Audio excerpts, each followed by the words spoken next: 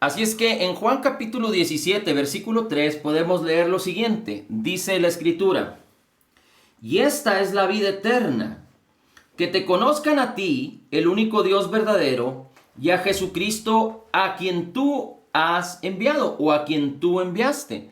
Son palabras de Jesús. Seguramente si usted está leyendo su Biblia en donde las palabras de Jesús están escritas en rojo, usted se dará cuenta que este versículo 3 está en rojo, señalado en rojo para los que tienen ese tipo de Biblias, porque son palabras del Señor Jesús. Y quiero hacer énfasis en lo que el Señor Jesús dice. Esta es la vida eterna, que te conozcan a ti, el único Dios verdadero, y a Jesucristo, a quien tú has enviado. En el versículo 1 podemos entender que Jesús empieza a orar al Padre y dice: Padre, la hora ha venido. Es decir, el Señor Jesucristo estaba a punto de ser aprehendido para ir a la cruz del Calvario y entregar su vida por ti y por mí. Pero en el versículo 3 el Señor Jesucristo nos revela algo extraordinario. Dice la Escritura que el Señor Jesucristo define qué es lo que significa la vida eterna. Esta es la vida eterna, que te conozcan a ti, el único Dios verdadero, y a Jesucristo, a quien tú has enviado, a quien tú enviaste. Esta es la vida eterna, que te conozcan, que te conozcan. La palabra en el griego conocer es intimidad. Dios nos llamó para que tuviéramos una relación personal con Él. Dios nos llamó para que tuviéramos compañerismo con Él, para que tuviéramos una relación de intimidad. Ahora, en la intimidad, en una relación personal, es muy importante que podamos entender esto. Dice la Escritura que a Dios nadie lo vio jamás, pero que Jesucristo vino a revelar al Padre. Y el mismo Señor Jesús, si usted puede leer capítulos atrás en el mismo Evangelio de Juan, usted va a encontrar que Jesús dice: yo soy en el Padre y el Padre es en mí. El que me ha visto a mí ha visto al Padre. Y Jesucristo es Dios que se hizo hombre y habitó entre nosotros para reconciliarnos con el Padre. Ahora es muy importante que podamos entender que Jesús es la palabra es Jesús, así es que la palabra es viva y eficaz, la palabra es espíritu y es vida porque es Jesús. Y no estábamos hablando del libro escrito, de la profecía escrita, pero de la profecía concebida en el corazón, de la palabra conocida, entendida y creída en el corazón. La palabra se hace viva cuando nosotros la ponemos delante de nuestros ojos, en nuestros oídos, en nuestra boca, renovamos nuestra mente con ella, el Espíritu Santo opera ahí, el Espíritu que nos fue dado, y entonces nuestras vidas entran en un proceso de transformación. Dice la Escritura en 2 Corintios 3:18 que somos transformados de gloria en gloria. En Romanos capítulo 12, versículo 2 dice que somos transformados a una nueva vida. Por eso Cristo nos llama a andar en una nueva vida en Cristo, en Él. Ahora, lo importante de esto es que Dios quiere que cuando nosotros identifiquemos a Jesús, identifiquemos que Él es Dios que se hizo hombre y que murió por ti y por mí y resucitó para nuestra justificación, pero que fue recibido arriba en gloria y está sentado a la diestra de la majestad. Que cuando nosotros hablemos de Jesús, pongamos nuestros ojos en Jesús y creamos en Jesús, lo mismo estamos haciendo con el Padre porque Cristo revela al Padre. Pero el Señor quiere que entendamos que aunque Él nos llamó a tener una relación personal con Él, Él es Dios. Él habita en el ámbito espiritual, no en este mundo que es temporal, pero en el ámbito espiritual que es eterno. Dios nos ha llamado a eternidad, ha puesto eternidad en nuestros corazones. Así es que es muy importante que cuando hablemos de Jesús y cuando leamos de Jesús y veamos la revelación del Padre en Jesús y de su obra terminada, completa y perfecta y de sus propósitos y de lo que tú y yo somos en Cristo, que no solo tengamos ojos desde una perspectiva bíblica para este mundo y solamente para este mundo, pero que podamos entender que hemos sido llamados para eternidad. Que cuando pensemos en Jesús, pensemos en la divinidad, porque una tercera parte de ti, si eres un creyente nacido de nuevo, es divina. Una tercera parte de ti es como Jesús es. Tu espíritu es perfectamente constituido y es uno con el Espíritu de Cristo. Tu espíritu ya ha sido nuevo. Ha sido puesto por Dios en ti cuando tú recibiste a Jesús, cuando creíste en Jesús como Dios que se hizo hombre, que habitó entre nosotros y que pagó el precio para salvarnos, para que a través de la fe tú y yo podamos ser justificados, porque nuestros pecados nos apartaban, nos habían destituido de la gloria de Dios. Pero Cristo Jesús pagó toda la deuda, Él pagó el castigo para que tú y yo podamos tener paz. Y entonces cuando pensamos en Jesús, debemos de pensar en la divinidad, debemos de pensar en la eternidad. Cuando pensamos en la palabra, debemos de pensar en Dios, debemos de pensar en el reino, debemos de pensar en la divinidad, debemos de pensar en la eternidad. El mismo Señor Jesucristo acerca de su palabra dijo: el cielo y la tierra pasarán, pero mis palabras no pasarán. Así es que Dios es eterno. El tiempo no define la eternidad. El tiempo es un recurso, digámoslo así, que Dios instituyó para el hombre. Pero Dios habita fuera del tiempo. La eternidad no puede definirse a través del tiempo, porque lo que hay aquí, definido por el tiempo, es temporal, lo dice la Escritura. Así es que es muy importante que podamos entender esto. Ahora, recuerde que cuando el Señor Jesucristo enseñó a sus discípulos en Mateo 6:10 a orar, o más bien los discípulos le dijeron: enséñanos a orar, y Jesús les dijo: cuando oren, háganlo así. Y empezó a decir el Señor Jesús. Recuerde, el Señor Jesús no había ido todavía a la cruz del Calvario. El Señor Jesús vino a los judíos, no a los gentiles. El Señor Jesucristo les estaba predicando a los judíos. ¿Recuerda la mujer sirofenicia? La mujer cananea, aquella que quería que Jesús sanara a su hija. Y Jesús le dijo: no he venido sino a las ovejas perdidas de Israel. Porque aquella mujer no era una judía, no era israelita. Y dice: no es correcto que el pan de los hijos, que la bendición que Dios ha enviado para los hijos, Jesús era el pan. Las palabras de Cristo eran el pan. La salud era como dar de comer al hambriento y al necesitado. Pero aquella mujer, cuando Jesús le dijo: no es correcto dar el pan de los hijos a los perrillos. Y aquella mujer dijo: pero los perrillos también pueden comer de las migajas que caen de la mesa donde se sirve el pan de los hijos. Así es que Jesús vino a los judíos. Y aquí el Señor Jesucristo les dice: Padre nuestro que estás en los cielos. Es decir, está hablando del Padre y revelándoles al Padre. Padre nuestro que estás en los cielos, santificado sea tu nombre. Y después Jesús dice: venga tu reino. Venga tu reino. Y hágase, Señor, tu voluntad, como en el cielo, en la tierra. Esto es algo muy interesante, porque habla del reino y de la voluntad de Dios. Así es que, ¿cómo es que el reino de Dios se puede manifestar hoy en día? ¿Cómo es que la voluntad de Dios se puede manifestar hoy en día? Dios es un Dios en rango soberano, pero Dios entregó la tierra a los hombres. Dios entregó el gobierno y el señorío a los hombres. El primer hombre perdió esa autoridad a través de subyugarse, de sujetarse a los engaños de las mentiras de la serpiente, es decir, de Satanás, del príncipe de este mundo.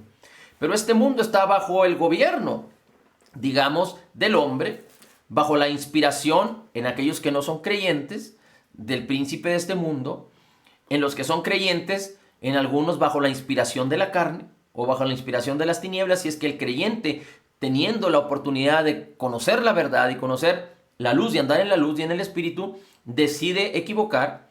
Y también, ¿cómo es que la voluntad de Dios se puede manifestar? A través de los creyentes que creen en la palabra.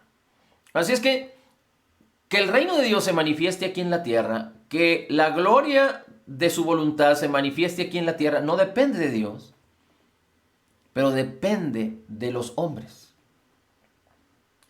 Y en el creyente nacido de nuevo depende de ti, de que tú no limites a Dios, pero que permitas ser guiado por el Espíritu, andar en el Espíritu para que la voluntad de Dios se manifieste con poder, para que su reino se manifieste con poder. El mismo Señor Jesucristo dijo: acercaos, arrepentíos, porque el reino de los cielos se ha acercado. Él venía implantando el reino. Recuerda que el Señor Jesucristo no vino a hacer su propia voluntad, sino una voluntad armoniosa, una voluntad que estaba en sincronía, en sinfonía entre el Padre, el Hijo y el Espíritu Santo. Pero Jesús en el huerto de Getsemaní dijo: no se haga mi voluntad, pero la tuya, Señor, porque vengo a cumplir tu propósito.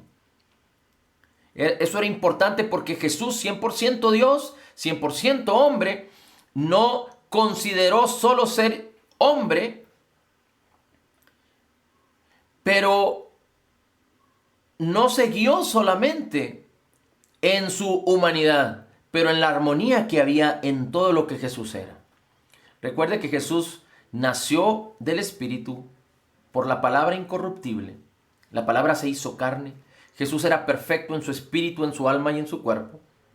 Pero su espíritu, su alma y su cuerpo armonizaban completamente, perfectamente en la voluntad de Dios. De hecho, Romanos capítulo 12, versículo 2, dice que si somos renovados en nuestro entendimiento, seremos transformados para conocer la voluntad de Dios, que es buena, que es agradable y que es perfecta. Así es que el mismo Señor Jesucristo manifestó perfectamente la voluntad del Padre, la voluntad de Dios, la voluntad del reino. El mismo Señor Jesucristo en todas sus obras, en todas sus acciones, en todo su ministerio, manifestó plena y completamente, de una manera extraordinaria, el reino de Dios, las obras del reino. El mismo Señor Jesucristo dijo: yo no hago mis propias obras, sino las obras del Padre son las que hago. Inclusive el mismo Señor Jesucristo dijo: el Padre que mora en mí es el que hace las obras. Y después el Señor Jesús dice: pero las obras que yo hago, ustedes también las harán, y aún mayores. Y está hablando de todos aquellos creyentes que en el futuro, creyendo en la obra terminada, completa y perfecta de Jesús en el Calvario,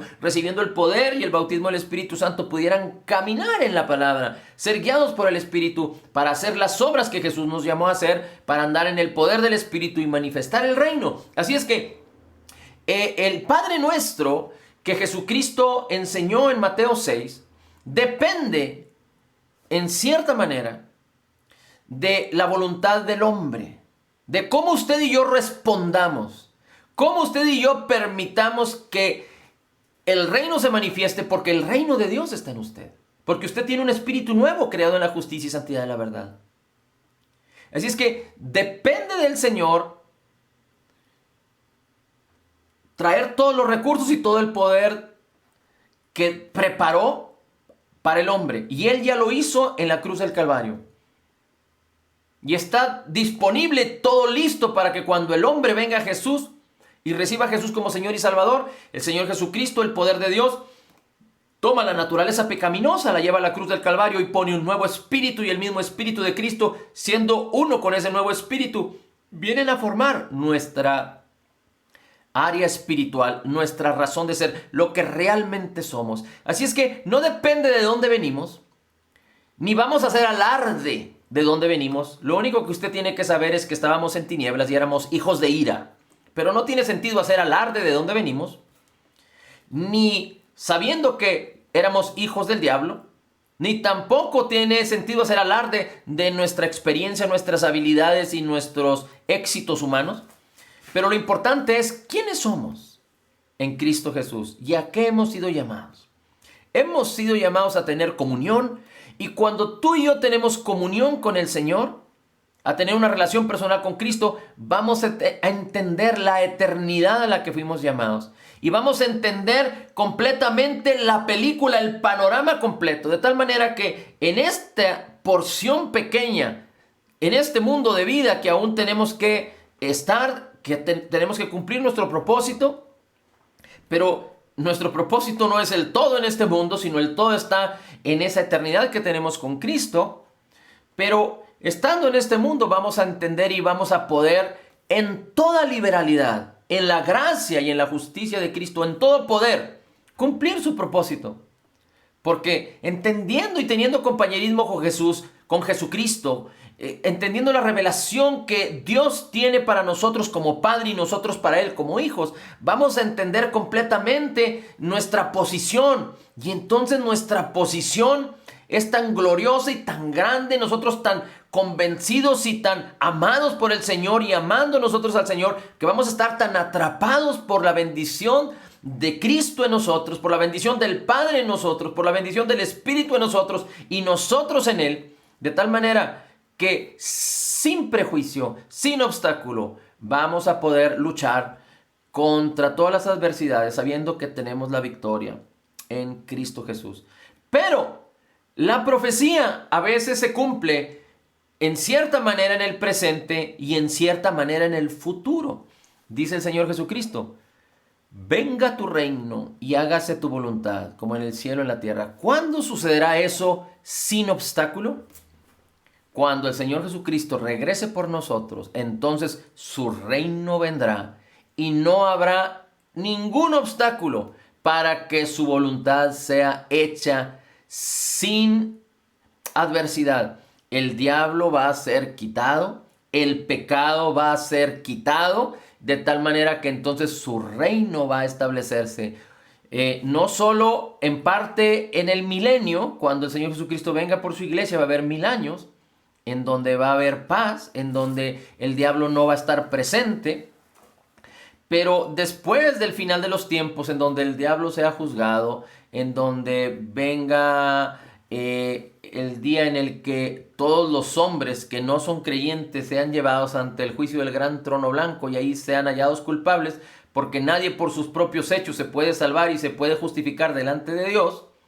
Pero esto sería otro tema del cual sería importante hablar. Pero todo hombre que no tiene a Cristo tiene la oportunidad de conocer a Cristo y venir a Cristo y reconocer que es pecador y que necesita a Jesús como Salvador, porque Él pagó por los pecados. Y si todo hombre que no tiene a Cristo recibe a Cristo como Señor y Salvador, entonces entrará en la bendición, en la familia de ser llamado hijo de Dios. Así es que después del final de los tiempos, dice la palabra que vendrá un cielo nuevo y una tierra nueva. Y entonces el reino de Dios estará manifestado de una manera plena, de una manera gloriosa. Así es que es importante que nosotros podamos comprender estas cosas, pero no podemos hacerlo si no tenemos una relación personal con Cristo. Tener una relación personal con Cristo es conocerlo a través de su palabra, es adorarle, es glorificarle, es darle gracias, es reconocer que ha dado su espíritu, que nos ha dado su espíritu, que nos ha dado la unción, el bautismo de su espíritu para hablar en otras lenguas, hablar en el espíritu. Es decir, ejercitar nuestras vidas para que su palabra nos domine, es decir, nos llene, abunde en nosotros, el mover del Espíritu abunde en nosotros, su guianza, que nosotros podamos ser guiados por el Espíritu y que podamos ver al Espíritu, oír la voz del Espíritu a través de la palabra y que tú y yo podamos experimentar esa bendición a la cual hemos sido llamados. Bien, vamos apenas en Juan capítulo 17, traíamos muchos versículos más, pero bueno, Dios nos revela cosas nuevas cada vez. Pero fíjate, en esa relación personal con Cristo, cómo es que las cosas funcionan y están basadas en el motivo más importante del ser humano, en el amor. Y no es el amor humano, sino es el amor que nos fue revelado, que nos fue entregado, que nos fue dado. Dice la Escritura que todo creyente nacido de nuevo tiene el amor de Cristo, el amor de Dios en sus corazones, porque el Espíritu Santo nos lo dio. Romanos 5:5. Así es que si vamos a buscar Primera de Juan capítulo 4. Primera de Juan capítulo 4 es muy interesante. No lo vamos a leer todo, pero en el capítulo 4, versículo 10. Primera de Juan capítulo 4, versículo 10 dice así: en esto consiste el amor, no en que nosotros hayamos amado a Dios, sino en que Él nos amó a nosotros y envió a su Hijo como propiciación de nuestros pecados. Así es que la máxima expresión de que Dios nos dijo te amo es cuando envió a su Hijo a morir por ti y por mí. Si Dios no hubiera enviado a su Hijo, tú y yo hubiéramos tenido que padecer el juicio y hubiéramos ido definitivamente al infierno. Pero Cristo fue la propiciación por nuestros pecados y Él vino a pagar por ti, por mí, para que todo aquel que en Él cree no se pierda y tenga vida eterna, pueda tener compañerismo, comunión, una relación personal con Cristo. Fíjate cómo dice el versículo 11: amados, si Dios nos amó, nosotros también debemos amarnos unos a otros. Cuando nos amamos, nos ejercitamos en el amor que Dios nos dio. Versículo 12: a Dios nadie lo ha visto jamás. A Dios nadie lo ha visto jamás. Y está hablando del Padre. Dice, además, Dios no puede ser visible porque Dios es espíritu. Jesús se manifestó en carne, lo pudieron ver, nosotros lo podemos ver revelado en la palabra, que Él se manifestó en carne, pero el Padre es espíritu, Jesucristo, aunque tiene un cuerpo glorificado, no está presente con nosotros, no lo podemos ver, el Espíritu Santo es espíritu, así es que a Dios con nuestros ojos propios no lo podemos ver, pero a través de la fe en la palabra podemos tener esa revelación que el Espíritu de Dios nos da. Lo podemos ver a través de los ojos de nuestra fe, por decirlo así, de los ojos de nuestro espíritu. Nuestro espíritu tiene una relación perfecta con Dios. No sé si es posible que tú puedas comprenderlo. Una tercera parte de ti tiene una relación perfecta con Cristo, que está y mora ahí. Y esa relación nunca se va a perder. Pero con nuestra alma y con nuestra carne y con nuestras acciones no podemos sincronizar y armonizar con esa relación que hay en nuestro espíritu si no permitimos que la palabra renueve nuestras mentes para que entonces lo que hay en nuestro interior, en esa relación personal, manifieste su gloria, su amor en nuestra alma, en nuestro entendimiento, en nuestros deseos, en nuestras acciones, en nuestros sueños, en nuestro cuerpo, en lo que hacemos. Bien, dice la Escritura, a Dios nadie lo vio jamás. Si nos amamos unos a otros, Dios permanece en nosotros y su amor se perfecciona en nosotros. Amándonos, el amor de Dios se perfecciona. Versículo 13, en esto sabemos que permanecemos en Él y Él en nosotros, en que nos ha dado su Espíritu. Su Espíritu es las arras de nuestra herencia. Es la posesión adquirida. Tú y yo somos la posesión adquirida y fuimos sellados, fuimos comprados por precio y Dios envió su Espíritu para sellarnos, para apartarnos para Él. 14. Y nosotros hemos visto y damos testimonio de que el Padre envió al Hijo para ser el Salvador del mundo. Todo aquel que confiesa que Jesús es el Hijo de Dios, Dios permanece en Él y Él en Dios. Aquí está el apóstol Juan hablando de la obra terminada, completa y perfecta y del evangelismo. 16. Y nosotros hemos llegado a conocer y creído el amor que Dios tiene para con nosotros. Ahora, aquí dice que el amor que Dios tiene para con nosotros, pero no se sujeta a decir que Dios tiene amor. Entender lo que la palabra dice que Dios tiene amor es como que Dios ejercitando su amor, porque dice al final de este versículo, dice,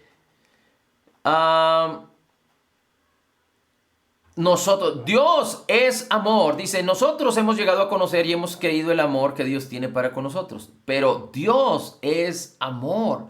Parte de su naturaleza es amor, y el que permanece en amor, permanece en Dios, y Dios permanece en Él. En esto se perfecciona el amor en nosotros, para que tengamos confianza en el día del juicio. ¿En cuál juicio? No en el juicio del gran trono blanco, porque nadie que vaya al juicio del gran trono blanco podrá tener confianza. La única confianza que puede tener una persona cuando va al juicio del gran trono blanco es confianza en sí mismo, y entonces va a ser descalificado. Pero ¿de qué juicio está hablando para los creyentes? El juicio que tendremos todos los creyentes con Cristo cuando Jesús venga por su iglesia. Dice la Escritura que estaremos en el tribunal de Cristo, no para ser condenados, sino para ser recompensados. No para ser condenados y culpados, sino para ser recompensados. Así es que, ¿cuál va a ser la recompensa de Cristo para nosotros? Pues hay muchas recompensas que ya estamos disfrutando, que es su salvación, su presencia, pero las recompensas tienen que ver con cómo tú y yo respondemos positivamente a la fe. ¿Cómo es que tú y yo somos como ese sembrador que salió a sembrar y envía la semilla? ¿Cómo es que tú y yo amamos a otros? ¿Cómo es que tú y yo ayudamos a otros? ¿Cómo es que tú y yo compartimos las buenas del Evangelio para que otros conozcan a Jesucristo? Amén. ¿Cómo es que tú y yo amamos y ayudamos? Bien, ahora dice la Escritura. Dice la Escritura que en el versículo 17, bueno, pues como Él es, al final del versículo 17, así somos nosotros en este mundo. Y después termina diciendo, en el amor no hay temor, sino que el perfecto amor echa fuera el temor. Fíjate dónde dice la palabra que el amor echa fuera el temor, porque el temor involucra castigo, pero el que teme no es hecho perfecto en el amor, pero nosotros amamos porque Él nos amó primero. Así es que el amor y el temor son dos cosas que no pueden vivir juntas. No es como la fe y la incredulidad, pero cuando el perfecto amor está establecido en nuestras vidas, no hay temor. Ahora, el amor nos fue dado para tener compañerismo con Jesús, para tener una relación personal con Cristo. La base de la relación personal con Cristo es el amor de Dios.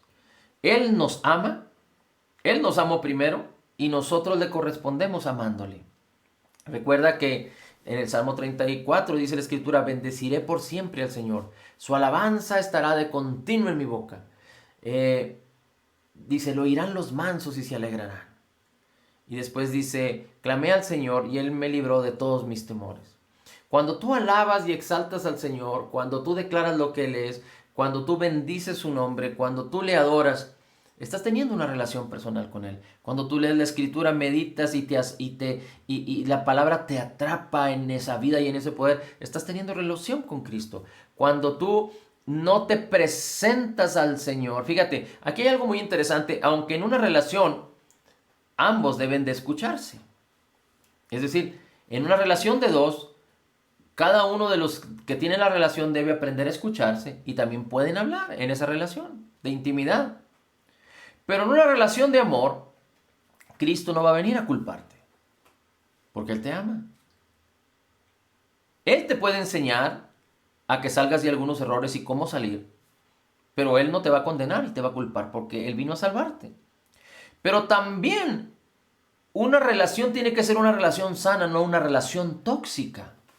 De tal manera que no es correcto que tú te presentes al Señor, que te acerques al Señor, que ores al Señor, que tengas intimidad con el Señor para presentarle tus problemas como quejándote o como mendigando delante de Él.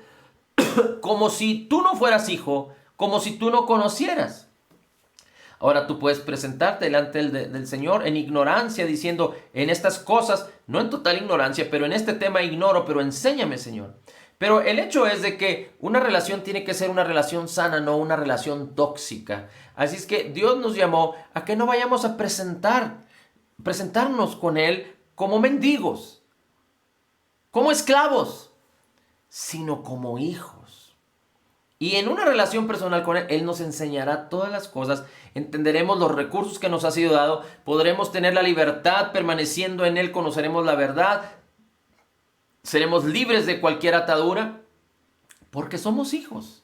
Es que es muy importante que entendamos que con el Señor tenemos que tener una relación personal sana, motivada por el amor, basada en el amor, y no una relación tóxica. ¿Cuándo es una relación tóxica? Cuando pedimos para nuestros propios intereses. Cuando venimos al Señor con un corazón condenado. Cuando venimos al Señor con un corazón quebrantado.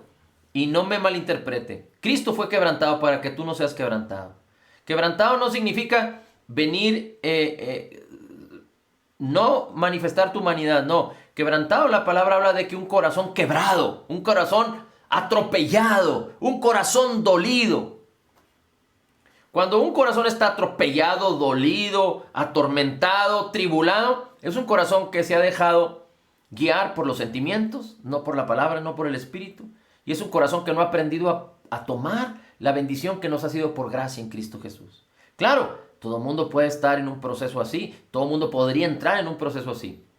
Pero es importante que tu relación no sea una relación continua en esas características. Si en algún momento de la historia podemos llegar a tener un estado difícil en nuestras vidas, presentémonos al Señor, pero no como reclamándole o diciéndole por qué, cuando Él nos ha dado todos los recursos para saber que separados de Él nada podemos hacer. Porque es obvio que aquel que tiene un corazón tronado, molido y quebrantado, es que se ha dado o ha dado su vida para que sus sentimientos y sus sentidos sean los que le guíen. Es como aquella doncella que es atrapada en una relación con un hombre y sus padres, su madre y su padre le dicen: es una persona que no te conviene, no es correcto, no te conviene, no es de Dios que tú tengas esa relación. Y aquella doncella, por seguir sus sentimientos y no la voz de sabiduría de sus padres y no la voz de sabiduría de Dios que le está hablando a ella a través de sus padres, se envuelve en sus sentimientos y entonces el día de mañana, siguiendo separada de la voz de Dios, de la voz de sus padres, va a terminar con un corazón quebrado, con un corazón dolido, con un corazón tronado. Ahora, cuando la hija, después de sufrir tal consecuencia, tal desilusión, tal afrenta, no va a acercarse con sus padres y a reclamarle a sus padres por tal cosa, porque sus padres con sabiduría y en su tiempo le dieron a conocer lo que podría suceder si ella seguía adelante.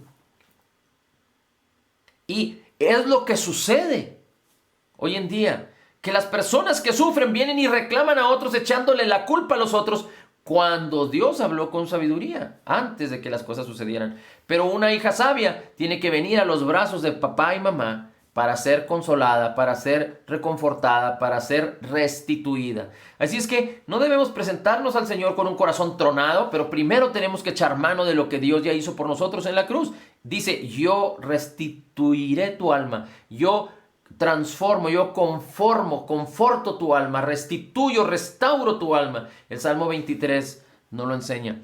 Así es que vengamos a Dios adorándole y exaltándole, no mendigando, no haciendo alarde de nuestros pecados, de nuestras fallas, sino tengamos una relación personal con Él, aprendiendo de su palabra, exaltándole a Él, amándole a Él. Cuando le amamos a Él, Él se goza con nosotros. Recuerde que el Salmo 22 dice en su versículo 3, que el Señor habita en medio de las alabanzas de su pueblo. Cuando nosotros le adoramos y le exaltamos, Él se goza juntamente con nosotros.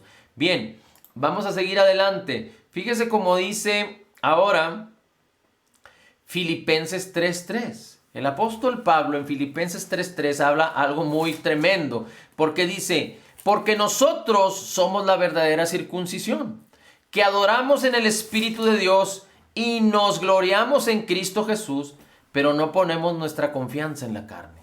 Si algo el apóstol Pablo había entendido y había desarrollado es no confiar en su carne en lo absoluto, sino en Cristo Jesús. Pero fíjese cómo dice ahora Filipenses capítulo 3, pero ahora el versículo 10. Dice, tengo un propósito. En el versículo 9 habla acerca y sigue en el versículo 10 diciendo, pero yo quiero, mi deseo, mi meta, mi objetivo es conocerle a Él. El apóstol Pablo entendía la bendición de tener una relación personal con Cristo. No está hablando el apóstol Pablo de que no conocía a Jesús y quería conocerlo, no, de que quería enriquecer y mantener y perseverar en una intimidad, en una relación personal con Cristo.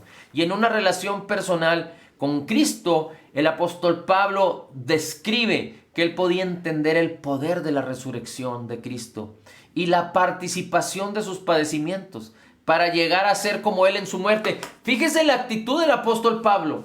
Dice, teniendo una relación personal con Cristo, quiero conocerle a Él más y más en esa relación, en esa intimidad, para entender el poder de su resurrección, lo que me ha sido dado. ¿Por qué el Señor Jesucristo resucitó? Romanos capítulo 4, versículo 25 nos dice que Él resucitó para nuestra justificación. Así es que el apóstol Pablo está diciendo, quiero entender el poder de la resurrección. El poder de la resurrección tiene que ver con su justificación, pero también Romanos 8 dice que si habita en nosotros el poder, el Espíritu que resucitó a Cristo entre los muertos, el mismo poder de Dios en nosotros vivificará nuestros cuerpos. Pero dice el apóstol Pablo también, y la participación de sus padecimientos. ¿Cómo Cristo padeció por ti y por mí para ser redimidos? Así es que el creyente no ha sido llamado a vivir en enfermedad, a estar enfermo, a estar con relaciones quebradas, a estar en escasez, a estar con problemas en su matrimonio. De todo eso nos redimió Jesús, de la maldición, de la culpa, de la condenación. Participar en sus padecimientos, podríamos decir, conocer la participación de sus padecimientos, tiene dos cosas importantes. Primero, entender de qué nos redimió Jesús, porque Jesús no quiere que vivamos ahí. Para eso nos redimió, para que tú y yo no vivamos en eso. ni en la enfermedad, ni en la escasez. Y no estoy diciendo que lo hayamos logrado al 100%, pero que nuestra mente y nuestro corazón es creer en que estamos sanos, en creer en la salud. No vamos a negar ningún hecho, pero no vamos a darle alarde a los hechos, ni vamos a apropiarnos de la esencia de los hechos para decir que eso somos. Lo que somos es lo que Cristo dice que nosotros somos. Lo que somos es lo que Cristo hizo por nosotros, eso somos. Y aunque pueden haber adversidades y cosas que vienen a querernos mover para que nosotros seamos engañados del entendimiento de lo que ya somos, pero antes bien resistiremos todas aquellas cosas que vienen a luchar contra nosotros, porque ya fuimos redimidos para vivir en salud, en bienestar, en relaciones exitosas, en victoria, en el poder de Dios. Por eso es importante que podamos tener una relación personal con Cristo, una relación personal con su Espíritu, andar en el Espíritu y movernos en el poder de Dios. Porque si Cristo necesitó el poder de Dios, si los discípulos necesitaron el poder de Dios, si la primera iglesia necesitó el poder de Dios, tú y yo no podemos ser exitosos en todas estas cosas si no caminamos en el Espíritu y en el poder del Espíritu que nos da a todo creyente nacido de nuevo. Ahora, dice Gálatas, capítulo 2, versículo 20. Y aquí el apóstol Pablo, una vez más, hablando acerca de sí y hablando de su convicción. Y dice Gálatas, capítulo 2, versículo 20, con Cristo estoy crucificado. Ya no vivo yo. Dice, y ya no soy yo el que vive, sino que Cristo es el que vive en mí. Y ahí está hablando de sus deseos, de sus pasiones. Ya no soy yo el que vive, sino Cristo es el que vive en mí.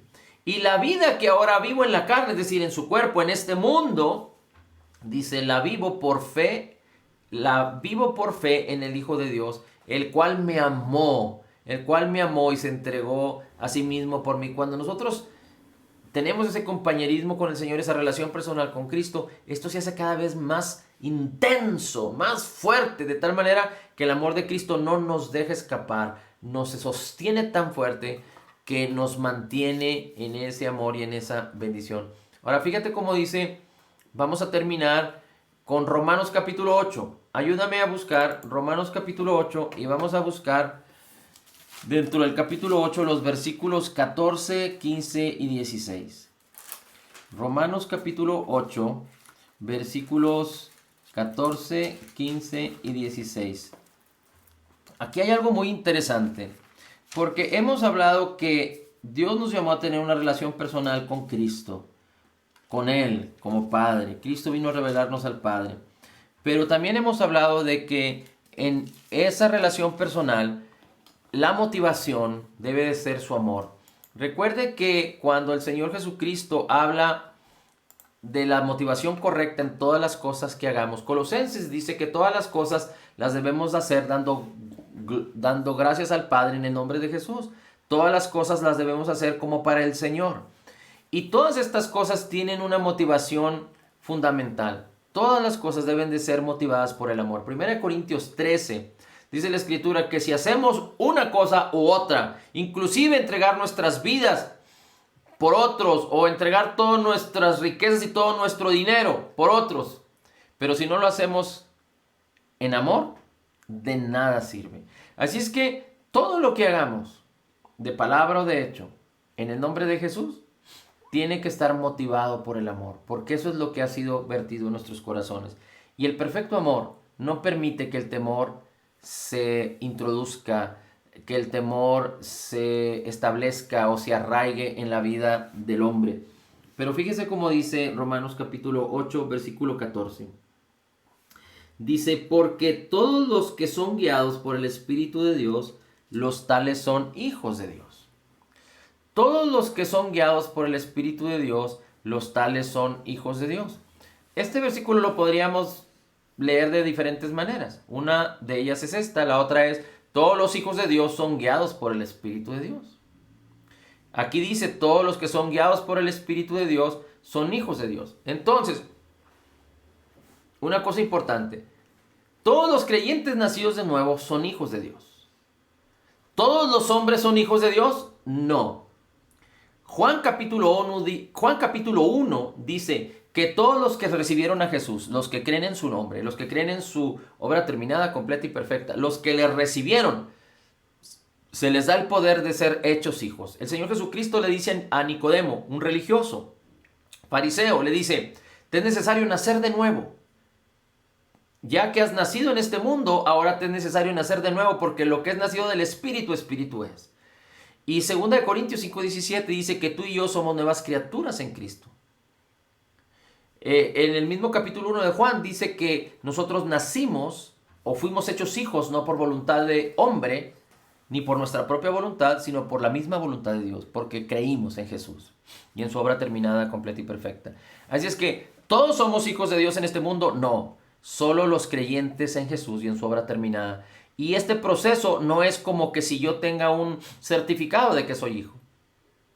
Ahorita lo vamos a ver, pero es que Dios causa algo en mí, que a través de la fe yo creo lo que Dios hizo en mi espíritu. Y ahora soy hijo. Amén. Ahora, no todos los hijos de Dios son guiados por el Espíritu. Por eso vemos gran cantidad de creyentes hoy en día, demasiada cantidad de creyentes hoy en día, viviendo en sus deseos, guiados por sus sentidos, guiados por los sistemas de este mundo, guiados por las filosofías de este mundo y las huecas sutilezas, siendo engañados, siendo atribulados, con sus corazones turbados, no siendo diferencia en lo absoluto. Pero tú y yo, y ninguno de ellos fuimos llamados a ello, a esto. Así es que no todos los creyentes son guiados por el Espíritu, pero todos los que son guiados por el Espíritu, es decir, toda la humanidad es todo el mundo. Dentro de toda la humanidad estamos los creyentes. Y dentro de los creyentes hay otro grupo que son guiados por el Espíritu. Y esos que son guiados por el Espíritu, esos son hijos de Dios. Y la palabra hijos no es la palabra de un infante que no puede guiarse a sí mismo y que necesita un tutor. No, la palabra hijos es alguien que tiene madurez. Alguien que tiene propiedad, que tiene un padre, pero que tiene madurez. Así es que dice, los que son guiados por el Espíritu, estos son hijos de Dios. Versículo 15.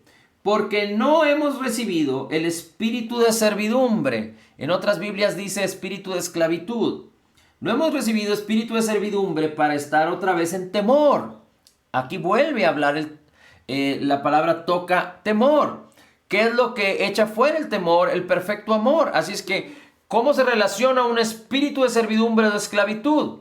Un espíritu de esclavitud y de servidumbre tiene una relación directa con el temor. ¿Y qué es lo que causa el temor? Si dice la palabra que el temor lleva en sí castigo, el temor es causado por el pecado. Por creer en el pecado, por caminar en el pecado, por creer en la culpa y en la condenación. ¿Qué es lo que hace, lo que reluce, lo que saca a relucir el pecado del hombre? La ley. Así es que un espíritu de servidumbre, un espíritu de esclavitud, causa temor. Un espíritu sin Dios, un espíritu separado de Dios, causa temor porque hay condena, porque estamos destituidos de la gloria de Dios, como dice la palabra. El que tiene un espíritu de esclavitud es para estar esclavo al pecado. Es para servir a la ley sin poder cumplirla. Condenado por el pecado. Culpado por el pecado. Maldito por la ley. Pero dice la Escritura que nosotros en el versículo 15 no hemos recibido un espíritu de servidumbre para estar en temor, pero hemos recibido el espíritu de adopción, por el cual clamamos, Abba Padre. En otras palabras, fuimos hechos de tal manera por Dios que nos ha adoptado. Éramos hijos del diablo, pero ahora Él nos adoptó y nos trasladó al reino de Cristo. Y ahora somos sus hijos adoptados. Nosotros tenemos que entender lo que significa esto, porque el espíritu de adopción nos da el derecho de decirle Padre a Dios. Nos da el derecho, nos da la oportunidad, nos da que podamos aspirar a conocer al Padre, a que el Padre nos sea revelado por Cristo Jesús y por lo que Cristo hizo. El Espíritu de Cristo, Gálatas 4:6 dice que nos fue dado en nuestros corazones. Así es que el Espíritu de Cristo nos revela al Padre y nos dice que tú y yo podemos clamar Abba Padre. Ahora, dice aquí, no hemos recibido el espíritu de esclavitud para estar en temor, sino el espíritu de adopción, con el cual clamamos Abba Padre. Así es que el espíritu que clama Abba Padre está establecido y fundado con el motivo más importante por la cual Dios nos salvó y nos hizo sus hijos, el amor. Entonces podemos entender el ciclo completo, porque el amor en nosotros de Dios y nosotros amarle a Él significa que hemos entendido que nos ha sido dado un espíritu de adopción y que le podemos clamar a Él como Padre y tener esa relación personal de padre a hijo. Y poder entender que el espíritu de servidumbre, el cual causa culpa, condenación y temor, ha sido erradicado, eliminado de nosotros. Dice, no es un espíritu de servidumbre para estar otra vez dice el versículo 15. No hemos recibido el espíritu de servidumbre para estar otra vez en temor, porque de ahí venimos. Si hay algo que está arraigado en el corazón y en la vida de las personas que no tienen a Cristo, y usted lo puede constatar en este mundo, es el odio, el egocentrismo, la falta de amor y el temor. Antes nadie pensaba o consideraba acerca del temor. Se hablaba del temor, muchos quizás sufrían situaciones difíciles respecto al temor.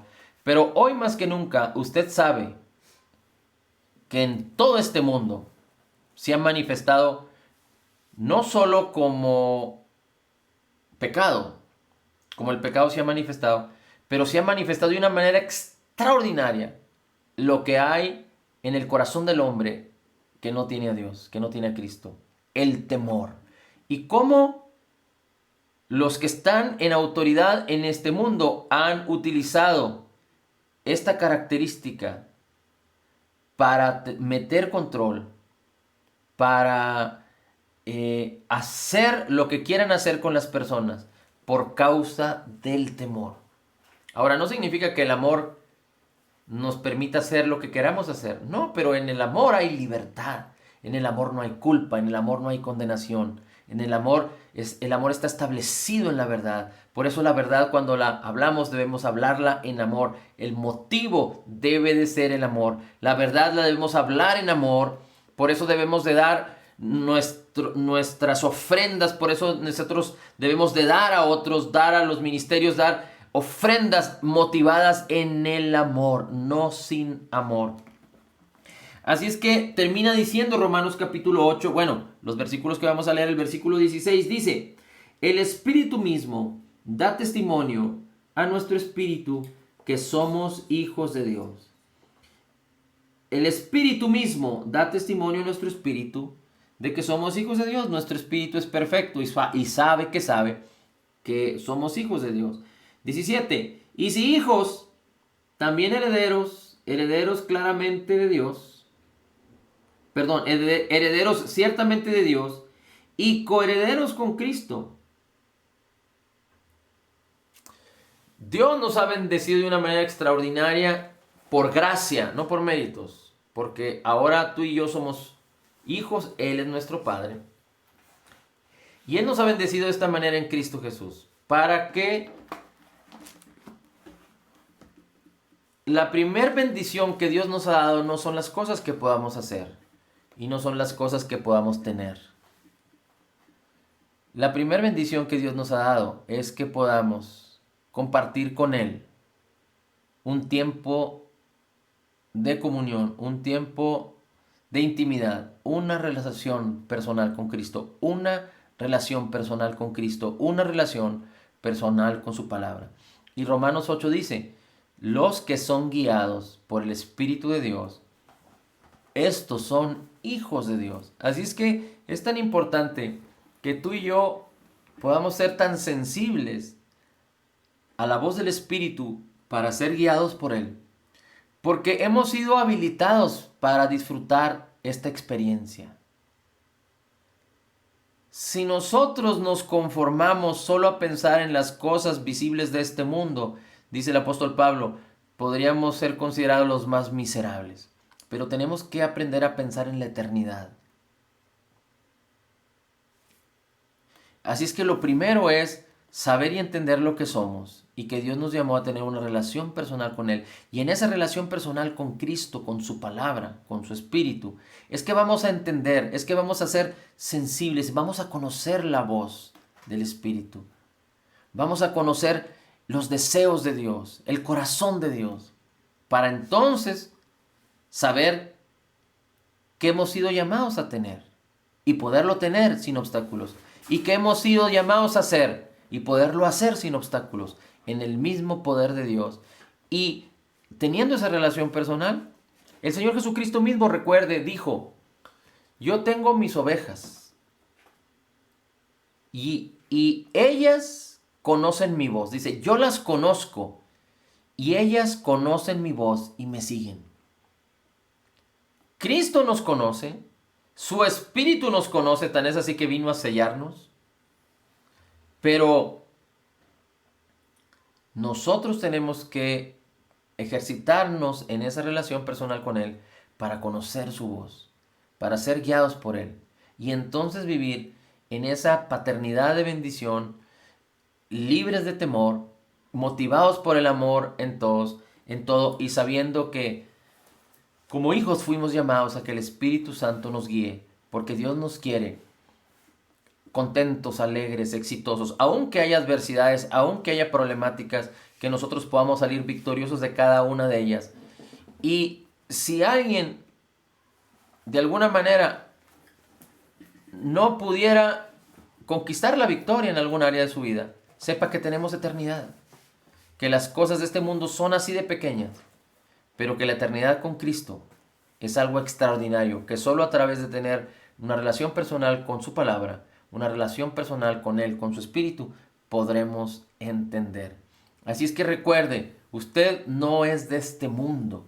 Estamos en este mundo, pero no somos de este mundo. Empiece a pensar, a soñar, a imaginar, a creer como lo que usted es en Cristo. No de dónde viene, no lo que usted era, pero lo que usted ahora es en Cristo Jesús. Padre, te damos gracias porque nos has amado con amor eterno, porque nos has amado de manera incondicional, con un profundo amor. Señor, declaramos que somos totalmente perdonados, perfectamente justificados, altamente favorecidos, profundamente amados, grandemente bendecidos, más que vencedores en Cristo Jesús. Como Jesús es, así somos nosotros en este mundo, porque somos la justicia de Dios en Cristo. Señor, hablamos salud y bienestar para todos los que están presentes. Hablamos el poder de Dios, la protección de Dios, la vida de tu Espíritu en el nombre de Jesús. Hablamos a todo mal y a todo engaño y a toda mentira que se quiera acercar y perturbar el corazón de todos los que estamos aquí. En el nombre de Jesús, mentira y engaño, te vas. Síntomas se van en el nombre de Jesús. Escasez económica, te vas en el nombre de Jesús. Problemas en las relaciones se van en el nombre de Jesús. Problemas en sus laborales se van también ahora en el nombre maravilloso de Cristo Jesús. Señor, tuyo el poder, tuya la gloria y toda la alabanza. Espíritu Santo, alumbra nuestro entendimiento y tú sabemos que tú produces en nosotros el querer como el hacer. Permite que tengamos oídos sensibles para hacer y caminar como tú nos estás guiando en cada momento de nuestra vida. En el nombre maravilloso de Cristo Jesús. Amén, amén y amén.